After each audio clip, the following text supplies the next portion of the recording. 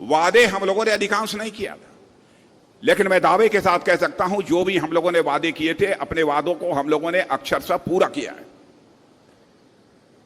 पहले यह होता था जनता से वादे बहुत सारे किए जाते थे, लेकिन अपने वादों को राजनीतिक पार्टियां पूरी नहीं करती थी, उसकी चिंता नहीं करती थी। हमने जो कहा सो किया। अनिल विज जी आपको याद दिला रहे थे धारा 370 की, जम्मू कश्मीर की। मैं आपको बतलाना चाहता हूं 1951 उस समय जब हम भारतीय जनसंघ के रूप में काम कर रहे थे, उस समय भी हम लोगों ने अपने घोषणा पत्र में कहा था कि हमारी सरकार जिस दिन बन जाएगी और हमको दोनों सदनों में पूर्ण बहुमत मिल जाएगा, तो धारा 370 जिसके तहत जम्मू कश्मीर को विशेष दर्जा प्राप्त है अन्य राज्यों की अपेक्षा, हम उस विशेष दर्जा को यानी धारा 370 को समाप्त कर देंगे। और जब जब चुनाव होता था तब हम अपने घोषणा पत्रों में उसे शामिल करते थे। लोग ये कहते थे कि ये जनसंघ वाले जनता की आंखों में धूल झोंकते हैं, जब चुनाव आता है तब इनको धारा 370 की याद आ जाती है। लेकिन बहनों भाइयों, हमको दोनों सदनों में, संसद के दोनों सदनों में वो बहुमत नहीं मिला था, इसलिए हम अपने वादे को पूरा नहीं कर पा रहे थे। लेकिन हमारी प्रतिबद्धता अपने वचन के प्रति बनी हुई थी।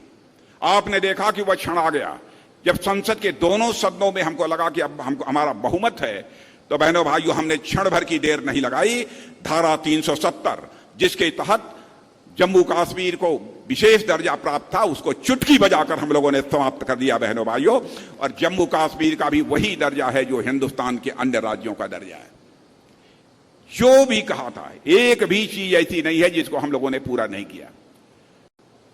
जहां तक अपनी पुरानी विरासत पर गर्व करने की बात है, अपनी पुरानी विरासतें जो स्थान स्थान पर जो पड़ी हैं, उनको भव्य स्वरूप देने का काम भी यदि किसी सरकार ने इसे हिंदुस्तान में किया है मेरे बहनों भाइयों, तो हमारी सरकार ने किया।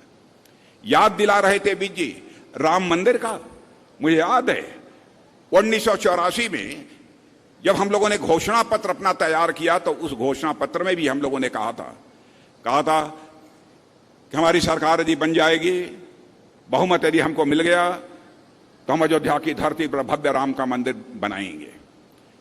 84 के बाद लगातार हर 5 साल पर जनता कहती थी, भाई आपने कहा था, कब करेंगे आप लोग? इसको घोषणा पत्र में कहना अब बंद कर दिए। लेकिन बहनों भाइयों, देखा आपने कि वह दिन आ गया। क्या आज आप जाकर अयोध्या की धरती पर देख सकते हैं, वहां पर भव्य राम के मंदिर का निर्माण हो रहा है बहनों भाइयों। और 24 जनवरी के बाद जाकर अपना शीश झुकाकर आप रामलला का दर्शन कर सकते हैं।